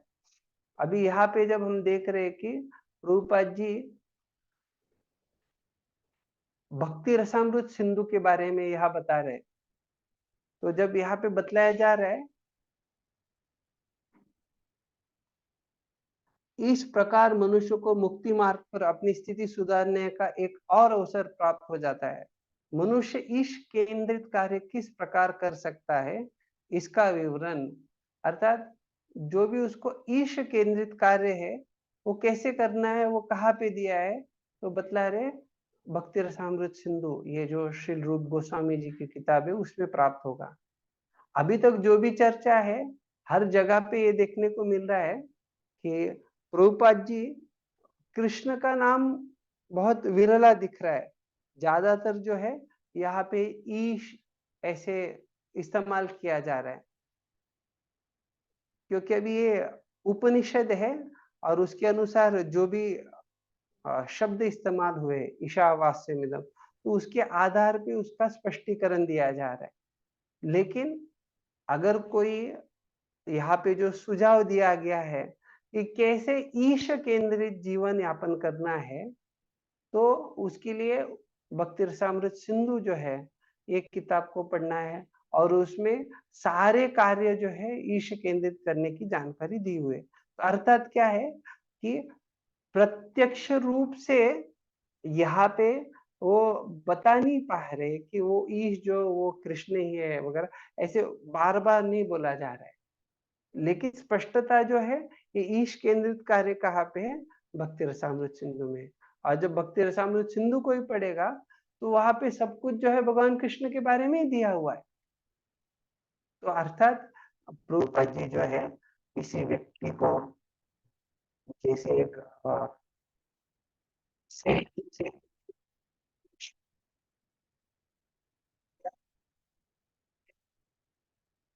भी उसको बहुत ज्यादा समय नहीं लगेगा कि हाँ उसको कब भक्ति प्राप्त होगा वगैरह, लेकिन वो अगर केवल प्रभुपाद जी के ये किताबों को पढ़ेगा, उनके वचनों पे श्रद्धा रखेगा और उसके अनुसार अगर कोई ईश केंद्रित कार्य सीखने के लिए ये भक्ति रसामृत सिंधु का अध्ययन करेगा, तो निश्चित रूप से उसका जीवन पूरा परिवर्तित हो जाएगा। उसको स्पष्टता आ जाएगा कि भगवान कौन है, भक्ति कैसे करना है, अलग अलग प्रकार के 64 विधि जो तत्व दिए गए उसका कैसे पालन करना है। अर्थात उसको अपने बारे में स्पष्टता आएगा, भगवान के बारे में स्पष्टता आएगा और भगवान के प्रति जो भक्तिमय जीवन यापन करना है उसका भी सारा स्पष्टता आ जाएगा। तो बड़ा अच्छे ढंग से प्रभुपाद जी यहाँ पे उस व्यक्ति के लिए स्पष्टता दे रहे कि वो किसी भी प्रकार का परोपकार या समाजवाद हो, वो ये भगवत केंद्रित जीवन अर्थात करने से सारा उसका जो भी है उसमें उद्धार हो जाए। अर्थात परोपकार या जो इस प्रकार का समाजवाद वगैरह है जहाँ पे भगवान नहीं है, तो फिर उसको ज्यादा लाभ नहीं होने वाला है। लाभ तो कुछ है ही नहीं, शून्य ही है देखा जाए।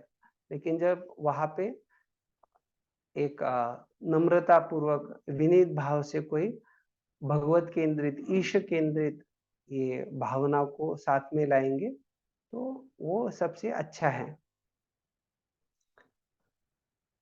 फिर आगे में जो है प्रभुपाद जी बता रहे हैं, जब श्री ईशोपनिषद की भावना से परोपकारी कार्य किए जाते हैं तो एक प्रकार से कर्मयोग बन जाते हैं। और फिर अभी जो है हमने उसमें से एक श्लोक देखा था 18वें अध्याय का 5वां श्लोक, अभी हम 6वां श्लोक भी देखेंगे। एतान्यपि तु कर्माणि संगम त्यक्त्वा फलानि च कर्तव्यानीति मे पार्थ निश्चितं मतमुत्तमम्। तो कह रहे ये एतानि अपि, ये सारे जो कार्य है किस प्रकार से करना है, संगम त्यक्त्वा फलानि च, उसमें जो है किसी भी प्रकार से संग आसक्ति छोड़ के और किसी भी प्रकार का फल की जो इच्छा है उसको छोड़ के उस कार्य को करना चाहिए। तो अभी जो है हम 10 मिनट के बाद क्वेश्चन लेंगे 12:45 को। नियतस्य तु संन्यासः कर्मणो नोपपद्यते मोहात् तस्य परित्यागः तामसः परिकीर्तितः।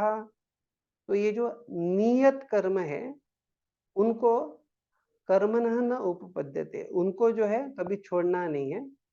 अगर कोई इस प्रकार से जो नियत कर्तव्य है उनको मोहात् तस्य परित्यागा, अगर एक मोह के कारण छोड़ रहा है तो वो क्या है, तामसा परिकीर्तिता।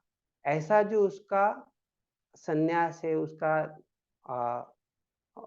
ये सब कुछ छोड़ने का भावना है, वो तामसी कहलाएगा। या उसका स्पष्टता दे रहे। ये तामसी, राजसी और फिर सात्विक, वो देख के फिर हम आगे का चर्चा करें।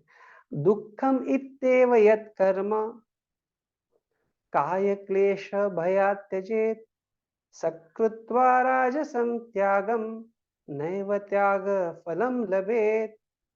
तो कह रहे दुखम इत्येव यत् कर्म, ऐसा जो है अगर कोई अपने कर्तव्यों को, उसमें अलग अलग प्रकार का दुख है या शरीर को तकलीफ है, भय है, अर्थात शारीरिक जो वेदना है या असुविधा है, तो उसके कारण त्यजेत सकृत्वा राजसम त्यागम नैव त्याग फलम लभेत।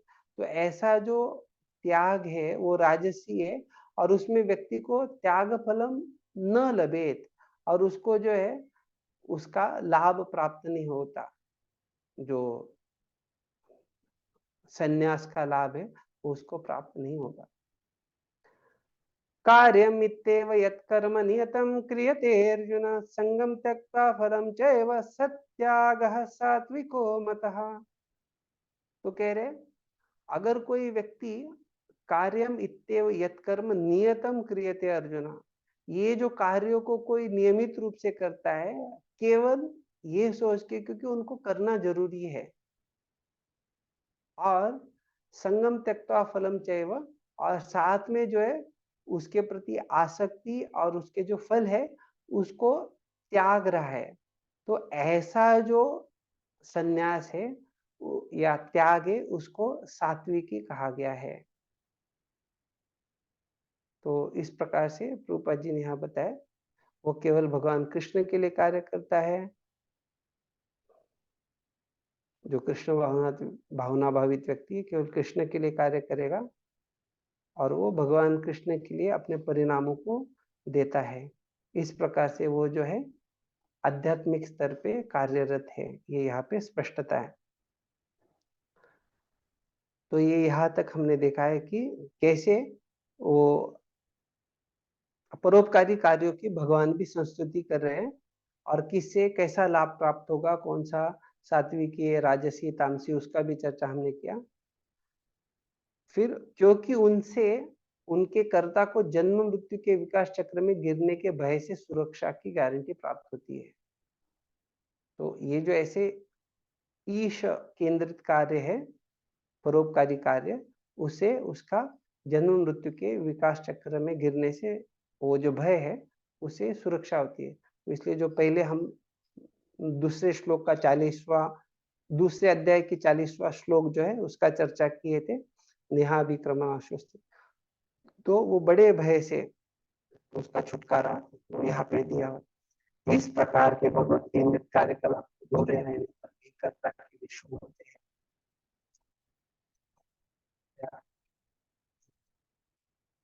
या उसको किसी प्रकार से कोमा में चला गया और किसी कारण से वो पैरालिसिस या उसको अर्धांग वायु या अलग अलग प्रकार का कुछ समस्या हुआ तो आगे वो बढ़ नहीं पा रहा है, लेकिन वो आधा अधूरा कार्य क्यों न हो वो उसके लिए निश्चित रूप से शुभ है। क्यों? क्योंकि अगले जन्म में उसे मनुष्य योनि मिलना सुनिश्चित हो गया है।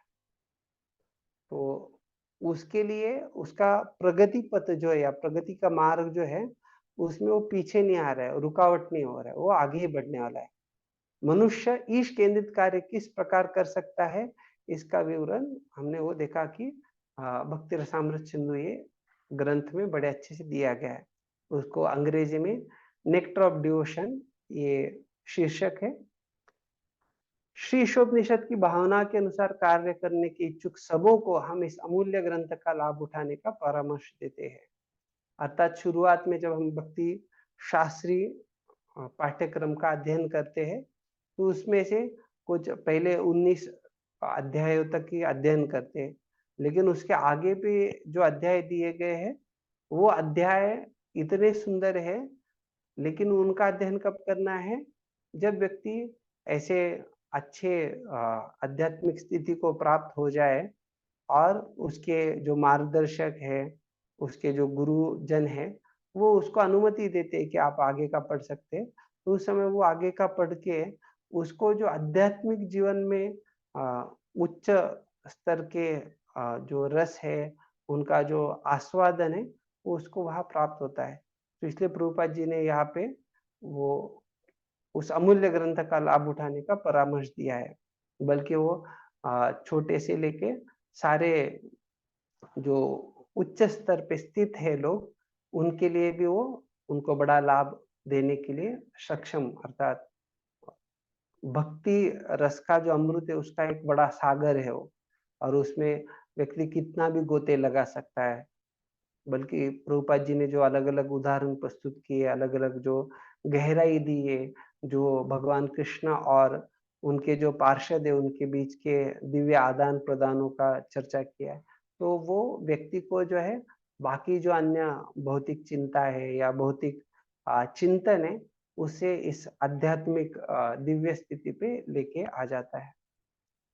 तो अभी किसी का कुछ जिज्ञासा है तो पूछ सकते हैं। 2 भक्तों ने हाथ ऊपर किया। प्रियंका माता जी, बोलिए माता जी। हरे कृष्ण। हरे कृष्णा प्रभु जी, दंडवत यस प्रणाम। माता जी, दंडवत। प्रभु जी, ये कर्म और जो 3 कर्म है प्रभु जी, कर्म, कर्म, अकर्म, अकर्म, विकर्म, विकर्म।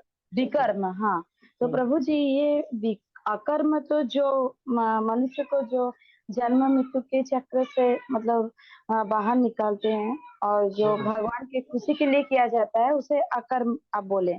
प्रभु जी, मुझे कंफ्यूजन है ये कर्म और विकर्म। प्रभु जी, विकर्म आप बोले थे कि जो हम अपने मर्जी से मतलब हम शास्त्रों के खिलाफ। हाँ, शास्त्र के खिलाफ मतलब स्वतंत्र पूर्वक जिसका दुरुपयोग करे तो उसे मतलब विकर्म कहा जाता है। जो तो प्रभु जी, कर्म हम लोग किसे बोलेंगे प्रभु जी? जो कर्म हम अर्थात जो सकाम कर्म है, जिसमें व्यक्ति को शास्त्रों का पालन कर रहा है, लेकिन उसकी खुद की कुछ लाभ प्राप्ति की इच्छा है, फलाकांक्षा है। उसको चाहिए कि मैं अगर ये करूंगा तो मुझे ये प्राप्त होना चाहिए। मैं अगर कुछ अलग अलग व्यक्ति सोच रखता है, मुझे ये चीजें प्राप्ति करना है। जैसे हम देखते कि किसी को धन की इच्छा होती है, धन प्राप्त होना चाहिए, किसी को पुत्र प्राप्ति चाहिए, किसी को सौंदर्य प्राप्ति चाहिए, किसी को जीवन में जो लाइफ पार्टनर अर्थात जो उनके पति है या पत्नी है वो अच्छे मिलने चाहिए। तो उसके अनुरूप वो अलग अलग देवी देवताओं का शरण ग्रहण करते हैं और उसके अनुसार वो उनकी पूजा करके उन लाभों को प्राप्त करना चाहते हैं। तो यहाँ पे बल्कि वो शास्त्र के अनुसार वो प्रयास कर रहा है कि मेरी ये इच्छा है, बल्कि वो भौतिक इच्छा है, इंद्रिय तृप्ति की इच्छा है, लेकिन उसको संयमित किया जा रहा है, उसको नियमित किया जा रहा है वो शास्त्रों के आधार पे। अर्थात शास्त्र बोल रहे तो मैं ये करके मेरी जो इच्छा है उसका प्राप्ति करूंगा, तो उसे उसके जीवन में एक रेगुलेशन या वो अच्छे ढंग से नियमित रूप से कर रहा है जो भी कर रहा है। और वही अगर कोई विकर्मी है तो प्रभुपाद जी जैसे ये कत्ल खाने या कसाई खाना है उसका उदाहरण देते हैं। वो बोलते हैं कि पहले जमाने में भी कसाई खाने होते थे, ऐसा नहीं कि पहले जमाने में नहीं थे, लेकिन वो कसाई खाने जो है उनको ऐसे शासन की तरफ से उसका प्रोत्साहित नहीं किया जाता था, बल्कि वो कार्यकलाप वगैरह जो था वो इस ढंग से किया जाता था कि धीरे-धीरे वो व्यक्ति के जो उसमें रुचि है, वो रुचि ही चला जाए। क्योंकि उसको पता चले कि अरे ये करने से मैं मैं वो अगले जन्म में वो मुझको मारने वाला है, उसके क्या-क्या परिणाम है, वो सब देख पा रहा था। तो व्यक्ति जो है विकर्म से वो सकाम कर्म की तरफ आगे बढ़ता है और सकाम कर्म से जब वो ऊपर उठता है तो निष्काम कर्म में लग जाता है और फिर धीरे-धीरे अलग-अलग स्तरों से उठकर वो अंततो गत्वा जब उच्चतम स्थिति भक्ति योग के कार्यों में लग सकता है। ये आपको स्पष्टता है माताजी? यस प्रभु जी, ये एक हो गया। प्रभु जी, अभी जो आप कुछ टेक्स्ट का एक्सप्लेन कर रहे थे, जैसे भगवत गीता का वो 18 नंबर श्लोक था ना, सॉरी 18 नंबर चैप्टर का 18वें वो अध्याय के 5 से 18वें लेके अध्याय 9 श्लोक है। 9 श्लोक। तो प्रभु जी उसका जो आपने एक्सप्लेन किया वो सब, वो प्रभु जी अच्छा ठीक है प्रभु जी, उसका वो मैं लिखी हूँ प्रभु जी, ठीक है। उसका स्पष्टीकरण इसीलिए दिया क्योंकि प्रभुपाद जी यहाँ कह रहे हैं गीता ने की गई है। तो अर्थात अभी जो श्रृंखला चल रही थी, इसके पहले जो पैराग्राफ है उसमें स्पष्टता दिया गया था कि अलग-अलग जो वाद है, अगर कोई व्यक्ति उन वादों में जुड़ा हुआ है या वो किसी प्रकार से उसमें आकर्षित हुआ है, तो प्रभुपाद जी कह रहे हैं कि वो करने में कुछ समस्या नहीं, बशर्ते आपके कार्यों को ईशावास से या भगवत केंद्रीय भावना से संपन्न करें।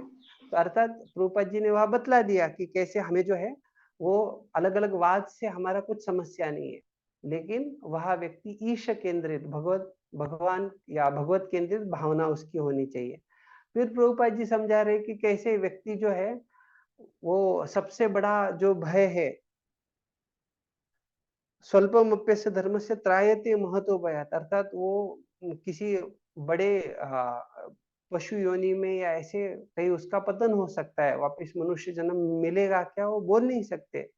तो इतना 84 लाख योनियों से में वो घूमता फिरेगा, कब उसको मनुष्य जन्म मिलेगा, क्या होगा पता नहीं है। लेकिन अगर कोई ऐसे जो भी वाद है उससे जुड़ा हुआ है लेकिन ईश केंद्रित कार्य कर रहा है, तो निश्चित रूप से क्या हो जाएगा, उसको अगला जन्म एक मनुष्य का जन्म उसको प्राप्त होगा। तो बाकी फिर प्रभुपाद जी समझाते कैसे व्यक्ति दोषपूर्ण इंद्रिया जो है उसके कारण ये चीजों को समझ नहीं पा रहा है। और फिर ऐसे जब आगे चर्चा बढ़ती है तो हमने चर्चा किया था ये अलग-अलग प्रकार के जो जानवर है, श्वेवेड, वराह, उष्ट्र और ऋषभदेव क्या बोलते, और फिर वहां प्रभुपाद जी कहते हैं विनीत भगवत केंद्रित जीवन ईश्वर रहित परोपकार या समाजवाद से युक्त विराट पाखंड से कहीं अच्छा है। तो विनीत भगवत केंद्रित जीवन को ज्यादा प्राधान्य ये समझा रहे हैं। अभी अलग-अलग वादों को कैसे ईश केंद्रित करके जोड़ना है वो भी बताया, और ये विनीत भगवत केंद्रित जीवन ये कहीं मात्रा में श्रेष्ठ है ये भी बताया। फिर अभी क्या इसका संस्तुति कहाँ पे किया गया है क्या कि नहीं, हमारा कहीं पे परोपकार करने का भी इच्छा है और भगवत भावना भावित भी हमें बनना है, तो कैसे ये संभव है? तो वो कर्मयोग के द्वारा उसका संस्तुति 18वें अध्याय के 5 से लेके 9 श्लोक में स्पष्टता दिया गया है। तो फिर कौन से कार्य है, कर्म है जो व्यक्ति को निश्चित रूप से करना ही चाहिए, कोई व्यक्ति उसको छोड़ नहीं सकता। तो फिर यज्ञदान तप कर्म न त्याज्यम कार्य, तो वो बता रहे कि कैसे ये जो है यज्ञदान तप इसको नहीं छोड़ना है, और ये पावनानी मनीषी नाम, वो बड़े-बड़े साधु संतों को भी वो पावन कर देता है। फिर कोई बताएगा कि हाँ, आप बोल रहे ये अच्छा है, लेकिन फिर उसमें भी कुछ अलग-अलग प्रकार की श्रेणियाँ होती है क्या? तो फिर प्रभुपाद जी समझाते हैं, जैसे भगवान बता रहे हैं अलग-अलग श्लोक, तामसी कौन-सा होता है, राजसिक कौन-सा होता है, सात्विकी कौन-सा होता है। और उसके अनुसार फिर वो स्पष्टता आती है कि कौन व्यक्ति किस प्रकार से कार्य कर रहा है। तो इसलिए ये जैसे ये उद्धृत किया तो हमने वो श्लोकों को देखा कि कैसे व्यक्ति ये चक्कर में कैसे घूमता रहता है और किस कारण से घूमता है, कहाँ पे वो मोहित होके कार्य कर रहा है, कब उसको कार्य का फल मिलेगा नहीं मिलेगा, और अच्छा स्थिति क्या है, संगम त्यक्त्वा, उसको जो है वो उसके प्रति आसक्ति को भी छोड़ देना चाहिए, और फलम त्यक्त्वा, और उसका जो फल प्राप्ति का इच्छा है उसको भी छोड़ देना चाहिए।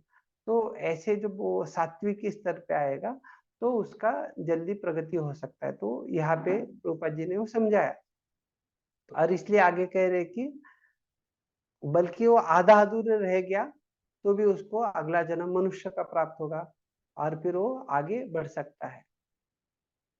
और फिर आगे कैसे बढ़ेगा तो भक्ति रसामृत सिंधु के आधार पे वो सारी चीजों को उसको सीखना है, कैसे ईश केंद्रित कार्य को किया जाए। तो आपको स्पष्टता आ गया कैसे इसका संबंध आता है वहां पे? यस प्रभु जी। ये श्याम कांति माता जी कुछ पूछ रहे हैं? हरे कृष्ण। हरे Yes, कृष्ण प्रभु जी। माता जी। हाँ, तो ये आपने ये बोला ना कि मंदिर में घंटा बजाने वाले पुजारी is doing more important work than the hospitals are doing, जो वो बोला ना, तो मैं मुझे नहीं बोला, मैंने आपको बताया भक्ति सिद्धांत सरस्वती ठाकुर जो श्री अच्छा प्रभुपाद जी के गुरु महाराज है, वो हाँ कहते हैं कि कोई अगर पुजारी मंदिर में घंटा बजा रहा है, भगवान का आरती कर रहा है, तो वो उसके द्वारा जो कार्य किया जा रहा है, वो कोई अगर सैकड़ों अस्पताल खोलता है तो वो हाँ जो सामाजिक कार्य है, परोपकारवादी कार्य है, ऐसे वाद या अलग अलग वाद या जो कार्य है, उन कार्यों से जहाँ पे भगवान केंद्र में है, ईश केंद्रित कार्य है, वो कई बहुत श्रेष्ठ है। ओके। तो आपका क्या सवाल था? नहीं, मैं वही पूछना चाहती थी कि इसमें थोड़ा ऐसे नहीं लग रहा था कि देयर इज सेल्फिशनेस, मतलब कि हम सिर्फ अपने बारे में सोच रहे हैं, मतलब अपना उद्धार कैसे हो जाए ये सोच रहे हैं, वी आर नॉट हम अब समाज के या फिर लोगों के बारे में नहीं सोच रहे हैं। मुझे अभी थोड़ा ये आपके लिए नहीं बोला जा रहा है कि हाँ मतलब कि आप ही केवल ऐसा करो। जो सारे लोग अस्पताल में है, जो अस्पताल के बाहर है, जो रास्ते पे है, जो घर में है, कोई भी व्यक्ति कहाँ पे भी है, सबके लिए संदेश है। आपको वैयक्तिक रूप से लेके अपने जीवन को अच्छा बनाना है, वो तो बहुत अच्छी सोच है, लेकिन आप जब कह रहे कि ये केवल खुद के लिए नहीं, ये संदेश आप अस्पताल में जाके बांट सकते हैं, ये संदेश आप जो मेंटल असाइलम, जो कोई शारीरिक रुग्ण हो सकते हैं, कोई मानसिक रुग्ण हो, हर जगह पे हर व्यक्ति के लिए आप ये संदेश दे सकते हैं। बल्कि आपको अगर उतना रुचि है, अगर आप में क्षमता है, तो आपको हर प्रकार से इस संदेश को सबको देना चाहिए, उसमें तो कुछ समस्या है ही नहीं है। लेकिन अगर आप ये कहेंगे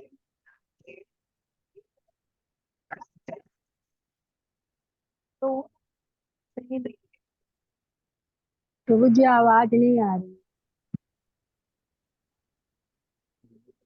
बाकी अन्य भक्तों का आवाज आ रहा है क्या? बीच में चला गया था, अभी आ रहा है प्रभु जी। ओके। तो ये जो हम मुझे बतला आपकी रहे हैं आवाज कि बहुत कम आ रही आवाज कम आ रहा है। नहीं बहुत कम नहीं, बीच बीच में प्रभु जी थोड़ा बंद हो जा रहा है ना, और सब सही आ रहा है। कभी आवाज नहीं मिलता। अभी भी आ रहा है आवाज, स्पष्ट या नहीं आ रहा है अभी? हाँ, कोई आवाज आ रही है बीच में, किसी का है क्या? हाँ नहीं, दूसरे दिलीप वो प्रभु का बहुत आवाज आ रही है वहां से। म्यूट कर जी दिया। अभी ठीक है प्रभु जी, धन्यवाद। प्रभु जी, लेकिन ओवरऑल आवाज जो है ना कम है थोड़ा सा, मतलब कंपैरेटिवली जितना आता है जूम पे, आपकी आवाज पूरे सेशन भर में थोड़ा कम रहता है प्रभु जी। हरे कृष्णा प्रभु जी, दंडवत प्रणाम।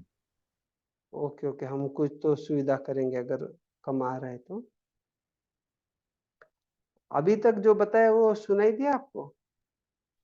यस प्रभु जी, एकदम क्लियर सुनाई दे रहा है, लेकिन क्या है ना, उसको कान को थोड़ा नजदीक लाना पड़ता है, मतलब इट इज नॉट इजीली मतलब इजीली नहीं जाता है, थोड़ा कंसंट्रेट करके अंदर जाना, मतलब देखना पड़ता है, नहीं तो ओके, ठीक है। कंफर्टेबली अगली जो है बार ना। हम जो माइक है उसको थोड़ा पास में रख देंगे। यस प्रभु जी, यस प्रभु। हाँ हाँ जी प्रभु जी। तो अभी ये जिनका सवाल था कि ऐसे ये जो दोनों चीजें जो है, दोनों को किस दृष्टिकोण से देखना चाहिए, तो ये निश्चित रूप से स्पष्टता होना चाहिए आपको कि भक्ति में जो भी सेवा है, भक्ति में कार्य है, जहाँ पे भगवान केंद्र में है, ये कार्य जो है ये एक शाश्वत उसका स्थिति है, शाश्वत प्राप्ति है। लेकिन जो कार्य जहाँ पे भगवान केंद्र में नहीं है, तो ऐसे तो बहुत सारे कार्य हो सकते हैं।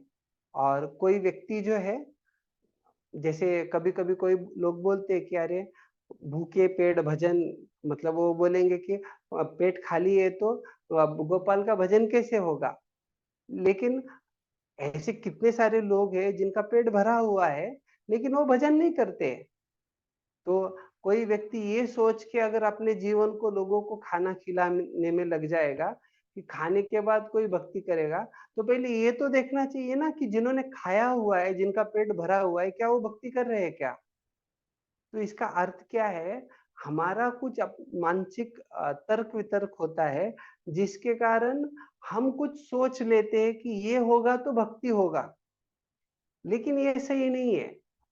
भक्ति करने से बाकी सब कुछ सुस्थित हो जाएगा, लेकिन बाकी अन्य सारा सुविधा करो और आप कहेंगे कि अब भक्ति होगा, ऐसा जरूरी नहीं। क्योंकि कितने सारे ऐसे लोग हैं जिनका बाकी सब कुछ सुस्थित है, सारी सुविधाएं है, बहुत सारा उनके पास जो जो संसाधन चाहिए, उनको पैसा चाहिए, उनको मकान चाहिए। एक मकान के जगह 10-50 मकान है, एक माले के एक मंजिल के जगह उनका 10-10 मंजिल का, कुछ लोगों का 100 मंजिल का बड़ा बड़ा स्काईस्क्रेपर बिल्डिंग, बड़ी बड़ी इमारतें हैं उनकी।